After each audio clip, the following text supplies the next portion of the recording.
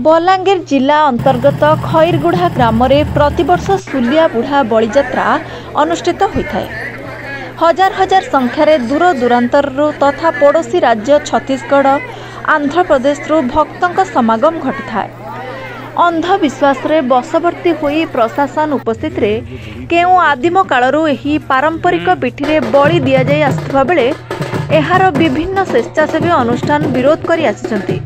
आदिम जुगरू आदिवासी संप्रदायर लोके सुलिया बुढ़ा और माँ सुलींक नाम निज चाष तथा विभिन्न मानसिक पूरण पाई बलि नाम निरीह पशुपक्षी को हत्या करा जाय आसुछि।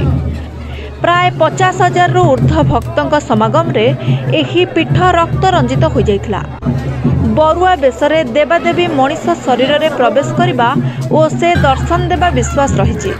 मानसिकधारी चलित वर्ष प्रतिवर्ष भली हजार हजार निरीह पारा कुकुड़ा छेली मेंढा मईसी को बलि नाम हत्या करने नहीं प्रतिक्रिया प्रकाश पाई। जिला जीवेदया अनुष्ठान सभापति श्रीकांत साहू एने क्षोभ प्रकाश करछन्ति। एने उच्चतम न्यायालय रे मामला दायर करा जिवो बोली सूचना दैछन्ति। धर्म परंपरा आगरे प्रशासनिक अधिकारी धृतराष्ट्र साजिबा सार होइछि। वर्तमान सभ्य समाज रे एभली बलि नाम हत्या केते जुक्तियुक्त और आईन कानून खोलाखोली उल्लंघन नहीं आगामी दिन में प्रशासन कौन पदक्षेप नेब ए प्रथा बंद संभव कि नहीं बोली चर्चा होउछि। किंतु इन जेन अंधविश्वास ना रे जेन बलि प्रथा होउछि इटा समाज रो गोटे कलंक है। अंधविश्वास रो बशवर्ती ही करी जेन भक्त माने अंध भक्त माने कहा जाऊ जेन बलि प्रथा करुचन निरीह पशु पक्षी छेल कुकुरा इमान के जेन मारुचन एटा घोर अन्याय है। से निरीह बोली आमे तांको मारी देमा के तांगर रकदार तांगर मांस के आमे खाएमा बोली करी प्रकृति रे माँ काना काना खाऊचन के मान ना रे आमे कां जेनता भंजी करी खाऊचु इटा गोटे बड़ेटे प्रश्न है।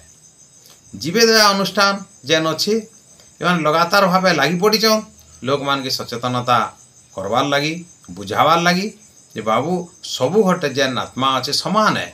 खाली आमर पोशाक जेनता आमे अलगा अलगा हेन्दा शरीर भी अलगा अलगा आमे जेनटा देखवा के आमे पाउचु किंतु आत्माटा एक आत्मा एक किंतु तार जेन आकार प्रकार अच्छे किए केन जीव रूप जन्म होची सेटा कही नहीं हेबार किंतु जेन आत्मा गोटे शरीर के आश्रय करी करी तार प्रकृतिर समता रक्षा करुचे आमे मारिदेले आम प्रकृति असमता सृष्टि हेबा प्राकृतिक माने विपर्जय होचे इथिर लगी आमर जेन प्रकृतिर प्राकृतिक गतिपथ बदली जाउची। तेणु जीवेदयार अनुष्ठान सदस्य माने एटा भल करी बुझीचन एवं बलि प्रथार विरोध करुचन।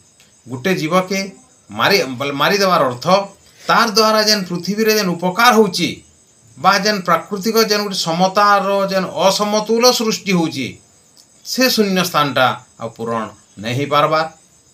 तेणु खाद्य खादकर संपर्क है प्रतिटी जीव किंतु जानी जानी करी मारबारटा इटा घोर अन्याय एवं ये जेन बलि प्रथा के आमर आईन भी अच्छे ताहाके विरोध करवार लगी सेथिर लगी जीवेदयार अनुष्ठान आमर सदस्य माने सक्रिय होइचन एवं जेन भी बलि प्रथा होचे तार विरोध करुचन। सुलिया रे जेन टाइप रो बलि प्रथा होची सेटा देखबार लोक भी काकुस्थ हो जिबा करुणा रे तार आखिटा आर्द्र हो जिबा आमे जदि बचे नि पारमा आमे गोटे जीव के मारबार अधिकार आमर केनु आसला। और जीवेदया अनुष्ठान रो आपण जने उपदेष्टा तथा जने वरिष्ठ आईनजीवी हिसाब रे प्रशासन उपस्थिति रे हजार हजार बलि पड़ला से नहीं आमे प्रशासन को दाय करमा ना आउ कहा के दायी कर। निश्चित भावे जदि कोनोसी फंक्शन रे बा यात्रा पार्टी रे जदि जीव मान के जदि हत्या करागला प्रशासन रो प्राथमिक कर्तव्य होचे ताकि रुकबाटा पुलिस प्रशासन एवं आमर जो कार्यकारी सबू ऑफिसर गुड़ाक अच्छी अमला गुड़ाक अच्छी एमाने लागी रही करी तांकर परम कर्तव्य होचे प्रतिटी जीवर सुरक्षा। तेणु तांकु दायी निश्चित भाव में करा आउ करार सांगे सांगे समाज रे सचेतनता सृष्टि भी आवश्यक। शिक्षार पुनरुद्धार दरकार जेन वैदिक जुगरे जेन शिक्षा थिला वेद वेद पुराण रे एक ब्रह्म द्वितीय नास्ति तेणु से एक ब्रह्म द्वितीय नास्ति ई जेन नीति अच्छे जेन नियम अच्छे इटा लोक मान को बुझे बोले दिया जाऊ प्रशासन पुलिस इत्यादि शांति श्रृंखला रक्षा करा जो समाज रे इथिरे जीवेदया अनुष्ठान प्रति सदस्यर भूमिका बहुत गुरुत्वपूर्ण है। तहसीलदार देगा आज सुलिया यात्रा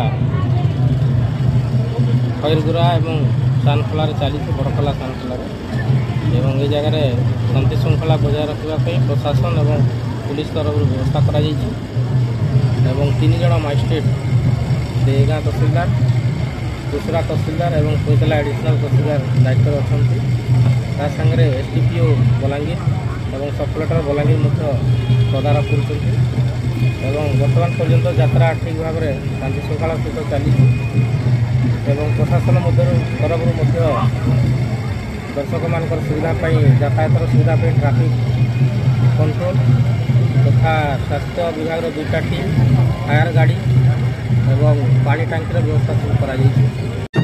बलांगीर संतोष नायक रिपोर्ट ONM न्यूज।